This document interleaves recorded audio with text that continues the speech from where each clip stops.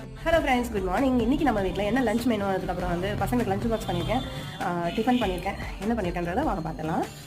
இங்கே வந்து பார்த்திங்கன்னா குழன்னு பட்டாணி, அதுக்கப்புறம் முருங்கைக்காய் போட்டு சாம்பார் சாதம், அதுக்கு சைடிஷாக வந்து முட்டை ஆம்லேட் போட்டிருக்கேன். இது வந்து மாங்காய் ஊறுகாய். இது லஞ்ச் பாக்ஸுக்கு.